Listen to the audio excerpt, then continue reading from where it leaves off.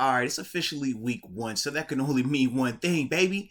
It's time for 5-Star Friday. Now, for the YouTube crowd, this might be a little new, but for all my other followers, y'all are a little more accustomed to this thing here. So essentially what I have right here are 5 matchups that I feel really strong about. And I think that if the Steelers can win these matchups or win the majority of them, it will be a huge asset for them in hopes for them being successful on Sunday versus the Cincinnati Bengals. So with that being said, without further ado, let's talk about this first matchup.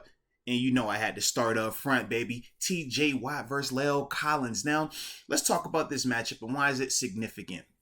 So La'el Collins is obviously the free agent pickup that the Bengals brought in from Dallas. La'el played the past 8 seasons in Dallas, right tackle.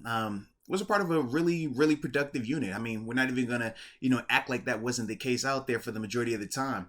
But when I look at La'el, I think that he is a really good run blocker. I think that if you're talking play action pass, he gives you a lot there as well. I think when he's able to win early, doing some of his jump setting, doing some of the stuff to make the action happen fast, I think that's when La'el is at his best. But when you're talking about him having to pass set, doing the traditional vertical pass set, and ultimately having to hold up against a TJ Watt in pass protection, that is ultimately where I think he will struggle. And we've seen him struggle in the past with that. But this is TJ Watt we're talking about as well, the reigning Defensive Player of the Year, the guy who just tied Michael Strahan's sack record at 22.5 sacks and did it in 14 games?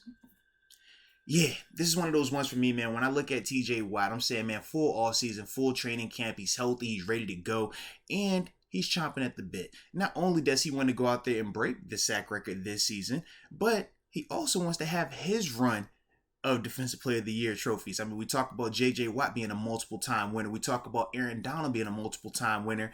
Well, why can't TJ Watt be the next name in that list? So for me, man, this is one of those matches that I think TJ has to dominate, not just in the run game, but in the pass game. And I think he will do that. And if he is able to do that, I think that bodes extremely well for the Steelers defense. Now, the next matchup I have, sticking right up there in that front, man, Cam Hayward versus the rookie left guard Cordell Volson. Now, Cordell, man, for those that don't know, 4th round draft pick out of North Dakota State. You know I don't like them guys. Oh, well. But I will say this, man. Cordell, man, was a super versatile offensive lineman coming out. Could play tackle, guard, right side, left side, and was super productive at North Dakota State, and rightfully so. So obviously the Bengals drafted him, and coming in, he was going to get an opportunity to work at multiple spots, but it's apparent that he settled in full-time as that left guard.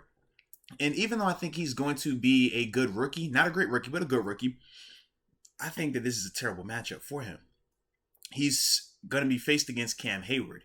All-pro Cam Hayward, Mr. Cam Hayward, who, outside of Aaron Donald, we're like, yo, we don't mention any of the D linemen. That Cam Hayward, absolutely. So to me, this is one of those ones where I think Cam, we're not just going to feel his impact, when we're talking about the typical pass stuff, where you're seeing Cam lay down that bull rush and ultimately be that super disruptive player in the pass game. But more importantly, I think this is a huge asset for us in terms of stopping Joe Mixon. Plenty of people remember that second game last year where we really just had to enjoy Joe Mixon, running the ball down our throat continually. Well, now when you're talking about Cam Hayward in this particular matchup, I think that Cam not just is a better player, but I think at this stage in his career, he's chasing something. We know he wants that ring, but I also feel like when we're talking about legacy, he hears the noise about the Aaron Donalds and company. He feels like he should be in those conversations annually. So for him, man, I think that this is going to be one of those games where he's coming out and trying to prove that message or trying to send that message early. And this is one of those ones where for me, man, Cordell, I just feel bad for him, man, because anytime you're playing as a rookie, it's always tough. Starting week 1 is tough. You got all these different emotions, all these different feelings, and you haven't seen a Cam Hayward in training camp. They don't have the personnel like that on their roster. You haven't seen a Cam Hayward in the preseason. Those type of guys aren't playing out there typically. So this is going to be his first introduction to the NFL, and for 4 quarters, he's going to have to deal with this madman named Cam Hayward. Good luck. But if Cam can dominate this matchup like we all anticipate him doing, Well, now that continues to make this offense one-dimensional. And now we can see this type of success that we'll be able to have if we're able to, force Joe Burrow to play a little bit faster than he wants to. Maybe get a couple mistakes in there or not, But definitely like those two matchups started off. Third matchup, now I got to cross over to the offense side of the ball. I got to talk about my man Project Pat, a.k.a. Mr. Smooth. And he's going against one of my young LBs that I absolutely am just a big-time fan of in Logan Wilson. Talking about both of these dudes, first off with Logan Wilson, super productive linebacker last year for this team, was really the leader of that defense, man. You talk about that playoff run, man, he had some big time plays, whether you're talking tip passes, interceptions, just timely playmaking ability that these guys really haven't had consistently since Vontaze Burfict. Now, I will say this, Logan Wilson, nowhere near the negativity or the crossing of said line habitually. He's not that type of guy. Definitely like that part about Logan, man, in contrast to Vontaze. But going back to Logan, man, he's a dude that can play the run. He's sideline to sideline, but more importantly, he can cover both zone and man. So I do anticipate him having some success in this matchup.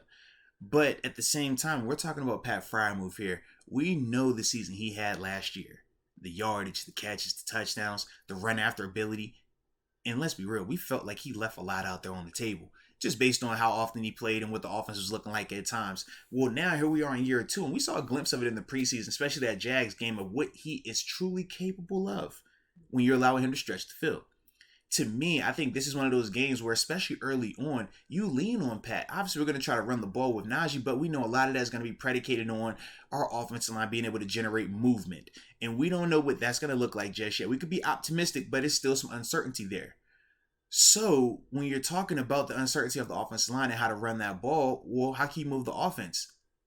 Pat Freiermuth. This is the answer. This is your weapon. This is the guy that can be your consistent, whether you're talking short to intermediate, working that game. You want to work the middle of the field. You want to work the sidelines. Pat can give you all of that, whether it's zone or man. He has that ability to win in both elements. And I just think that him versus this young linebacker, Logan Wilson, man, I think that that's probably one of my favorite matchups of this, because it's actually really good on really good. So, that's when you should definitely get your popcorn ready for, man, and have your eyes tuned in big time. All right, time for the fourth matchup, man. Now, this fourth one, it says cornerbacks versus receivers, but you know exactly who I'm talking about. I'm talking about our big three versus their big three. Cam Sutton, shout out to my dog, Ahkello Witherspoon. And then we also got Levi Wallace. Let's go, Buffalo. Slash that. He's with the Steelers. Here we go. But it's R3 versus Jamar Chase, T. Higgins, and obviously Tyler Boyd. Now, last year, the Bengals' big three receivers, they had their way both games. We know the history with Tyler Boyd, the just knack for scoring against us, against the Steelers. And obviously we know the comments that were said last year and stuff like that. But more importantly, man, this is a top flight group, and they should be confident because they produce. They're very productive. They have big talent. They have big speed. They have everything you're looking for. But at the same time, we feel pretty good about our corners, right? We talk about Ahkello Witherspoon, man. We talk about the way that he finished last season, man. Multiple picks in a short span of games, just overall looking confident, looking like a potential cornerback number one. When we talk about Levi Wallace, what he was able to do in Buffalo when Tre'Davious White went down, his ability to come in there and show that he could be a consistent outside corner, a guy that you could trust, a guy that not only is going to be physical in the run game, but also gives you playmaking ability and attacks the football. And we've talked about Cam Sutton's growth in terms of just his man-to-man ability, overall his fundamentals, and just his football IQ. That meter in his mind of, hey, I know what's about to happen now. It's one thing to just know it, but now I'm actually going to act on it. I'm going to take a chance. I'm going to, jump this route right here. And we saw that obviously in that third preseason game where he got the interception. To me, man, that's going to be the biggest test for this Steelers defense, man. Can those three guys hold up against the big three receivers from Cincinnati? I don't think it's a situation where you want to do a ton of just man-to-man and hope for the best. But this is one when you're talking about Cam Hayward and TJ Watt. If they're winning the way that they're supposed to be winning up front, I'll throw Larry Ogunjobi and Alex Highsmith as well. They got to get their wins too. But if we're winning up front the way that we need to, that will make this ball have to come out faster. So when you're talking about our corners versus these receivers on paper, is it the best matchup? No. But when you put our pass rush in there along with it, now that ball's coming out faster. So instead of me saying, hey, Akello, can you cover Jamar Chase for 5-6 seconds? Heck no, nobody can. But if I'm asking you to cover him for, 3 seconds, 3.5, well, that's a different conversation. Now, those are the type of things where when it's like that, we got to win our fair share. Now, obviously, the Bengals, they're going to have their success. Of course they are. They good. They're as good as advertised. But those are the areas where our DBs have to make this thing realistic. They have to make this thing competitive out there. It cannot look like how it did the past 2 matchups. So that's one that I'm definitely going to be looking at. But like I said, that's kind of like it's a part 2, so to speak, because it really is predicated heavily off of that D-line winning the way that they need to win. And then it's time for the 5th and final matchup. The most important one to me for this offense to be successful. Dan Moore and Chuks Okorafor versus Sam Hubbard and Trey Hendrickson. Now, both of these dudes for the Cincinnati Bengals can get after the quarterback. Sam Hubbard, I think he had 7.5 sacks last year. Trey Hendrickson went for 14. Over the past 2 years, he has, 27.5 sacks. This dude has been kicking a lot of butt. And they've really put together a very formidable season last year. And just having 2 bookends, I mean, we know what that feels like. I mean, we've talked about it here. You think about the history of the Steelers, whether it's Woodley and Debo, whether it's Bud and TJ. I mean, any of these guys we want to go down the list and name off, that's what it's supposed to be like. I even remember with the Packers when they had Preston Smith and Zadarius Smith, and you could see, how both of those guys were going for double-digit sacks. And ultimately what it does, it makes your offense not be able to slide one way or the other. It forces, to play a lot of one-on-ones, which ultimately benefits those pass rushers like that.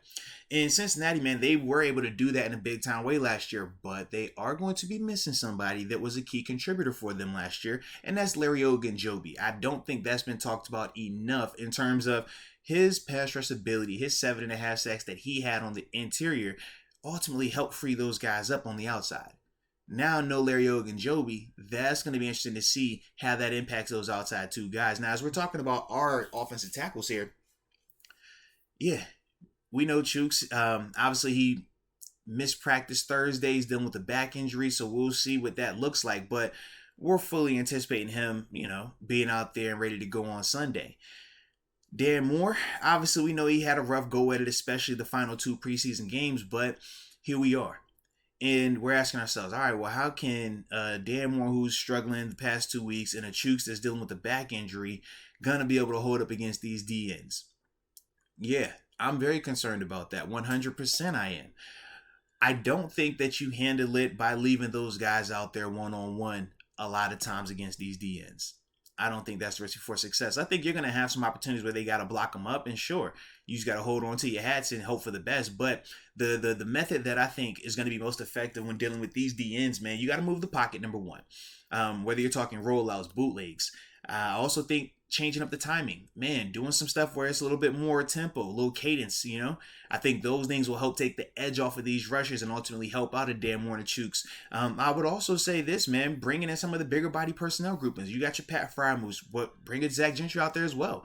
And now wherever we're trying to, if we're trying to roll to our left or trying to roll to our right, well, now you got extra bodies over there to help out and help ultimately seal that edge, and those are some of the things that I'm thinking of. Or if you want to take your shots deep downfield, well, you definitely stay with your 2 tight ends out there, or at least 1 extra tight end out there to provide some type of help to whichever tackle we think needs the most help at that time. But those are some of the things that I think you do if you're Matt Canada to ultimately help Dan Moore and Chuks just be able to make it competitive and not allow for the back-breaking strip sacks, because that's the thing. Like, are you going to get beat? Absolutely. It's the NFL. Everybody gets beat. You whatever game you want to watch, you point to whatever Pro Bowl, All-Pro, they all got plays where they look good. They got plays where they get beat. It just is what it is. That's the NFL. But what can't happen, it can't be the splash play when you get beat. It can't be the strip sack and they get the ball and now they have a short field. Those are the type of plays that will kill us. So for me, man, when I'm thinking about this matchup in particular, I saved it for last because this is a big reason behind it, man. I don't like it as much for us, but if we can hold up and make this matchup competitive, this bodes extremely well for the Steelers to be successful on Sunday, man. So That's how we do 5-Star Friday or 5-star matchups just in general, man. But I hope y'all enjoyed it. Let me know some of your thoughts on some of these matchups. And also, if you have some matchups that you might be looking forward to as well.